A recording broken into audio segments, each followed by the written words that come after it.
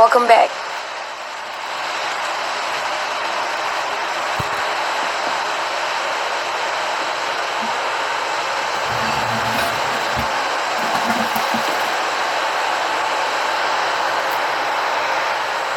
Peace Reflections.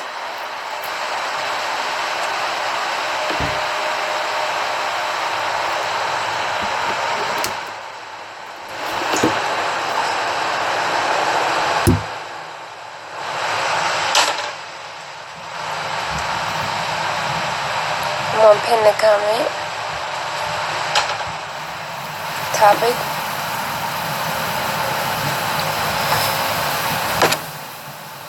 So, there's been a lot that has transpired. Peace Reflections, peace to all the gods. Welcome. Peace Reflections. Okay, so today is the update.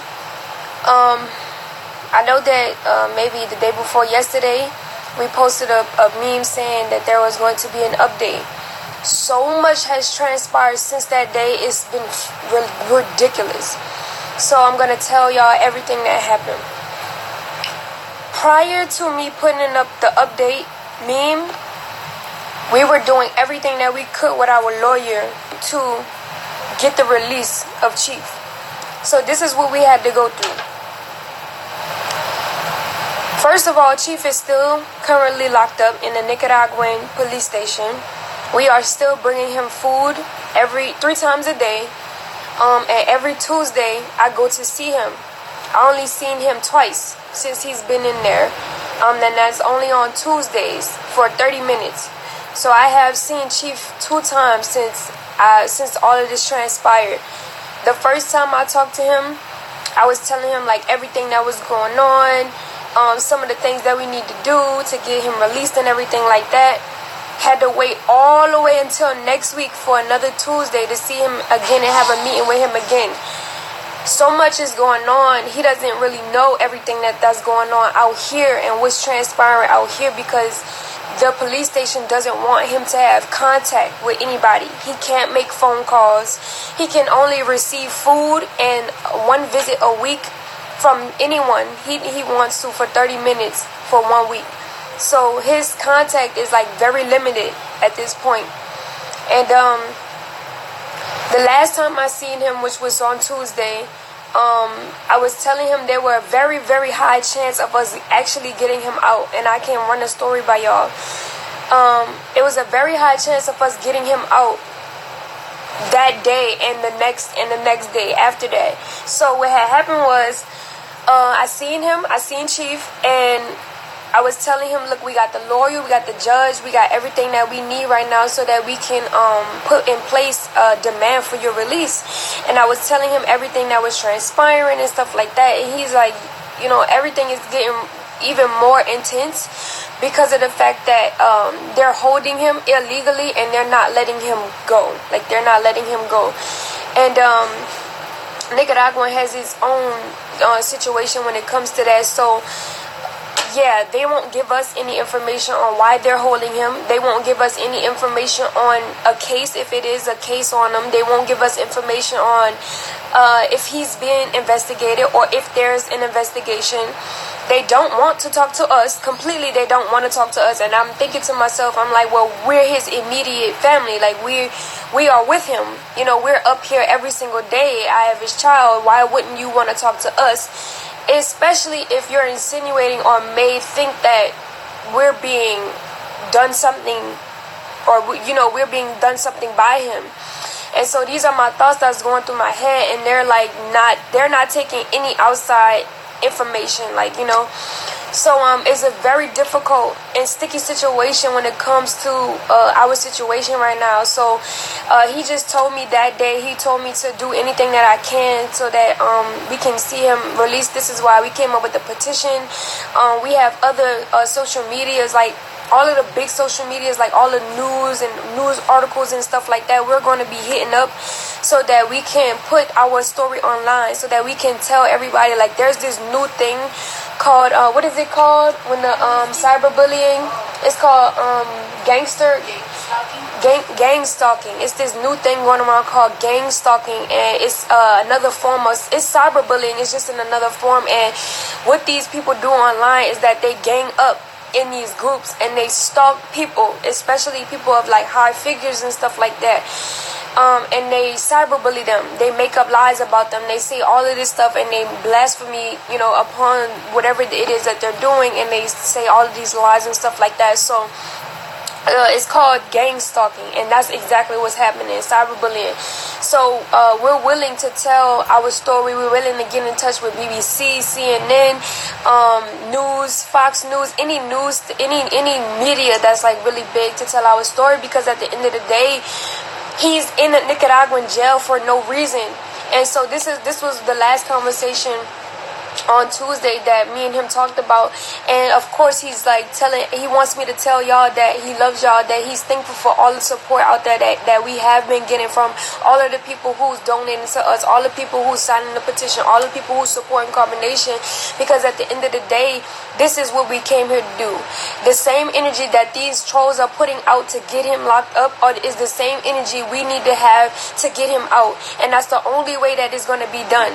You see what I'm saying? It's bigger than money. Money is just energy. Money is a catalyst to get us from point A to point B. And if you have money, and whatever you do with it will show who you are. It will show what type of heart that you have. You see what I'm saying? So you can have all the money in the world and do the wrong thing with it. And you can have all the money in the world and give it away because you know that other people need it just as much as you do. And deeper than that is that it's your exchange of energy and what you have to offer the world. Money is just a ticket. It's just a false imagery. It's a piece of paper. It's an illusion. But the actual meaning of money is energy. And what you do with your energy says everything about who you are. So we want to thank you, and Chief thanks everybody out there who's supporting him, who's sending their energy to get us where we need to be to see him free. Because at the end of the day, he's given us a lot of energy. He didn't necessarily give us money. He gave us his energy, his time, his wealth and knowledge. You see what I'm saying? He gave us that. He gave us his heart. And so what we do with him now says everything about who we are. So at the end of the day, we want to thank everybody. We want to thank all of our supporters. The trolls, there's not more haters than there are people who love us. Period, point blank. There are more people who love us than who hate us, and it's just a select few who hate us and that who have this false sense of power to think that they can do what they're doing. But at the end of the day, once all of the smoke clears and everything settles and everything is calmed down, when the storm passes, the truth will remain in the end. And you're going to fade away, and you're going to actually you're going to condemn yourself for doing what it is that you're doing. So at the end of the day, it is what it is. Y'all, but we're not going to allow you to keep sitting here talking about us, making up lies about us, and think that we're going to be silent about it. No, we wake up every fucking day just to put our lives online so we can teach you and show you that there's a better way to live. There's nothing wrong that we're doing. There's nothing wrong that Chief did. Any video that you may have misinterpreted from your fucked up perception and the way that you want to look at life, that you watched of Chief, has everything to do with how you're thinking and not what's the actuality of the situation. Chief has got online to explain himself in multiple scenarios in any type of video that anybody have felt that they disagree with or that they didn't understand. But if you don't want to understand, then that is your way of life. That is the way that you want to live. So at the end of the day, you go your separate way. You don't have to sit online and bully us. You don't have to sit online and stalk us just to find something, just to make our lives what you think it is. So with everything that's going on, that's transpiring and everything, it's just to show us who's weak and who's real. At the end of the day, it's just collecting the elite and convicting the weak at this point. And we're coming close because Chief is in a situation that he's in right now. It's coming closer to the end where your minds, your hearts are being more callous. It's being more, you're locking your DNA into what you are going to live out your next lifetime. You're creating your next lifetime. And we're just here to help you out of that paradigm, to help you into a more righteous way of living, into a more righteous way of thinking, so that you don't create that reality for yourself when you are transitioning from this lifetime to the next. So Prior to having that meeting, prior to having that meeting with Chief, we had already met up with our lawyer that same day, that Tuesday, which was 2 days ago. That Tuesday, we had held a meeting with our lawyer, and our lawyer was saying, okay, we got a judge, and we have to go up to the police station, and y'all can meet the family, y'all can meet us there, and we will ask and demand, not even ask, but we were demanding from the Supreme Court here in Nicaragua for his release. Now, even if he had a trial date, even if he was to walk in a courtroom and the judge, the judge would say the same thing. The only difference between the tactic or the strategy we chose to do. Here, welcome back. I'm gonna just pin our comment again. It was paused, so now we're back in. So like I was saying, Nicaragua is denying their own judicial system. They are making their own laws, and they are going against their own laws, and that's not good, because now you have Chief in the situation where he's in a foreign country as an American citizen who cannot receive help from the U.S. Embassy the way that he should be because of the political turmoil between Nicaragua and America. So now we have to take another route, and the other route is to push the U.S. to help us, because he's a Nicaraguan citizen. He's a U.S. citizen. He's not a Nicaraguan citizen. So a little bit more juice to the story is the fact that the reason why it took us so long to give the update is because we were so back and forth, and I wanted to give everybody very clear, definite points of what it is that we're going through and what it is that we're doing. Because if I would have gave you the update 2 days ago, it could have confused a lot. So this is what happened from that, since the time I posted that meme up until now. First, our lawyer, we have 2 Nicaraguan lawyers. So once we got our lawyer, we sent all of our information. We told him everything. We showed him our life. We showed him the cyberbullying. We showed him everything. On top of that, he did his own research as far as the laws that have been infringed upon Chief and everything that Chief is going through, and the illegal activity that is going on the behalf of the Nicaraguan National Police. All of this has been stated, all of this has been notarized by our lawyer and has been certified by the Supreme Court judge here in Nicaragua.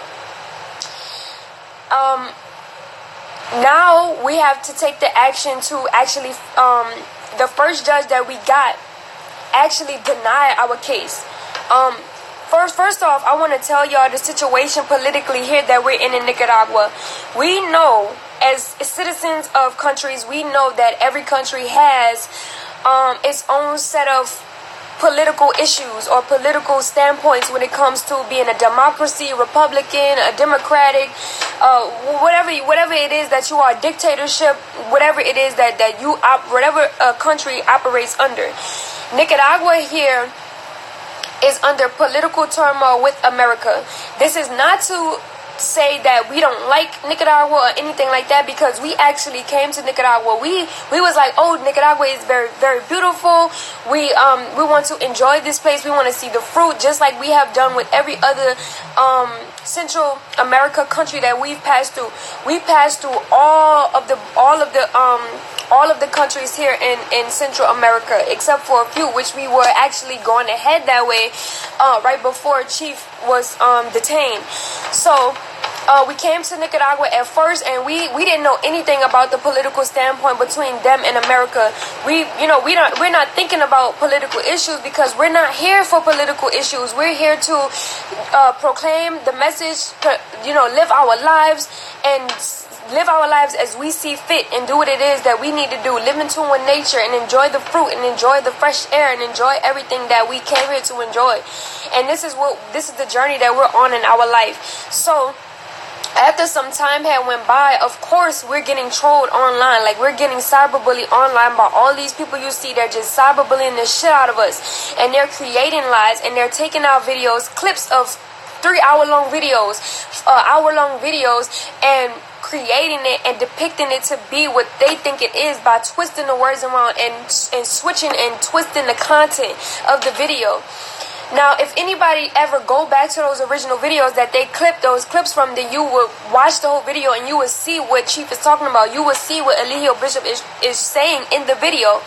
So I encourage everybody to go to Carbonation. If you don't know about us, you should go to Carbonation TV on YouTube so that you can get a very clear, definite idea of what we are, who we are, and why we're doing what we're doing. This is not to go against anything or anybody. We just feel that there is a natural way to live life, and this is how we want to live our lives. Who are you or anybody else to take that away from us? We don't harm anything. We don't do anything to nobody. We don't talk bad about anybody. We don't make lies up on anybody. We just tell the truth. We speak it how it is, and we keep it moving, and we document our life. So this has been what has happened to us on our journey, is the cyberbullying. Everybody cyberbullies us. They make certain things up about us. They say certain things about us, lies. And recently the trolls have went to a whole nother extent to call the U.S. Embassy wherever we are. They would call the U.S. Embassy wherever we are and tell the U.S. Embassy that all of these lies and make up this thing about us. And the U.S. Embassy, of course, is like, oh, damn. They would even go so far to actually call in the police, the national police of the country that we're in, to tell us what it is, to tell them what it is that they think that we're doing, and tell them all of the lies and all of the blasphemy that they've put out against us. So what you have is, when you call these people, when the cyberbullies call the police where we are, of course, they don't want any criminal activity in their country, so they're going to investigate whatever it is. The first time this happened to us was in Mexico. Palenque, Mexico, and a lot of stuff was happening, and that was actually my behavior and the things that I did in Palenque, Mexico, gave the trolls, it gave these cyberbullies ammunition to use against us, to depict our lives in such a way that they could use it against us. So me and my husband Eligio, we went through our situation, like our relationship and stuff like that, and we documented our relationship online, so people actually got to see themselves in a relationship through us. There are many relationships out there that have the same disagreements that me and him may have had at one point in time, which is completely blown over and completely looked in the past, and now we have a clear understanding of what it is and who it is and what it is between us. So, and nobody's taking that into consideration. Nobody's taking into consideration that we're a couple just like everybody else out there, in a couple that's going through their ins and outs when it comes to being connected to a person. At some point, you have to agree in a certain way. You see what I'm saying? So this is what the people have seen, our relationship, and these trolls have taken our relationship and depicted it to what they want it to be. At one point in time, and this is why Carbonation really doesn't talk to any outside people, like as far as like Babylon family and stuff like that, because when we do that, you can use anything we say against you when we're actually just looking to you as a friend, or to look to you for guidance or whatever it may be. But we can't depend on you because you see our life in a way that's fucked up. You don't agree with our lifestyle that way we think that we should live our life, and you don't support us, so we don't talk to you, and this is why. So when I was having one of my down moments in a relationship with my husband, I stepped out of our marriage and I called my Babylon dad, and I had a conversation with him, and it was simply just about normal things, like normal things people go through in a relationship, normal stuff that people don't actually want to talk about, that their husband and wife don't want to talk about because they may be ashamed, or they may not want to lose that person, or whatever it is. But we're actually trying to salvage and keep our relationship because we see how important it is for both of us to have each other in our lives. So what we did was we just simply came out and started talking about the shit that nobody wants to talk about, and we're handling it between each other like adults, and we're getting through it, and we're getting over it, and we're not harboring and hiding this shit from each other and acting like I like him and he's not acting like he likes me just to be with me just because he may, it's not that type of situation. It's actually us just working the kinks out within our relationship relationship. So when I walked out of our relationship to talk to my Babylon dad, he created this big thing in Mexico. Mexico came in, they ran down with guns on us. They pulled everybody out. They said that he was abusing children, he was a pedophile, he was sex trafficking all the women here. This is a sex cult. He's taking money from everybody. He's extorting everybody. He's doing all of these negative things that you see online. And I'm here to tell you today, and the rest of Carbonation will be giving their testimony soon, so that you can know that all of these things that's online are not real. When you go on the actual Managua website to look up the article that they have on us, it is literally mismatched information. It's information way from Costa Rica, and that was 3 years ago. There's information that's being put together in pieces, like puzzle pieces that don't even go together. So what you have is a article about us that's not even true. The people that's on that article is not even here anymore. They're not even here anymore.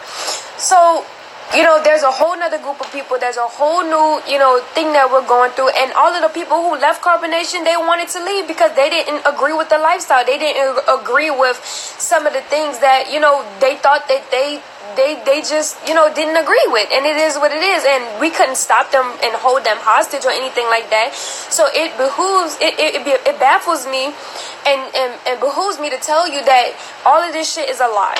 People online, they're creating this, they're making that, and then actually people have more incentive to make up certain things about us because BBC actually did an interview without our consent about who we were and what we were here to do and all of this stuff like that, and was calling us a cult and was saying all of this stuff about us that aren't necessarily true, instead of taking our word for it and then just leaving it alone if we chose not to do the interview. Because what people are trying to do is twist what we're saying. A cult is nothing more than a culture. The root word of culture is cult. It's just a way of life. It's a group of people that's under a certain doctrine, a certain thought frequency, a certain set of mind frame, a certain people that is under specific laws and principles that abide by those laws and principles, and choose not to live by anything else other than that. I mean, look at every country that's here. Look at the United States. Everybody has a certain culture. Everybody is technically a certain cult. That does not make it bad. We just have put the stigma and we have put a negative denotation on the word cult. It's not what people are making it out to seem to be. And we're not this cult that's like trying to capture people and hold. No, if people come and they want to go, we let them go. If we were holding anybody hostage, then all of the people who was on the list on the Managua webpage, all of those people would still be here, but all of those people are gone, and now there are new people. And it doesn't matter about what they thought that they didn't agree with or whatever. They went to go live their life at the end of the day. And even if they had something negative to say, I think that's really fucked up on their behalf, because it wasn't that much negative here that they've experienced, because I've been here for damn near 3 years now and nobody wants to talk to me. You know what's even more fucked up about our situation is that when you're here, do your own thing.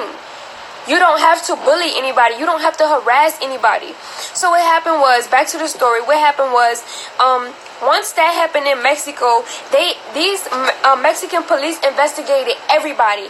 They took the women for sure, because it was an allegation saying that he was sex trafficking everybody.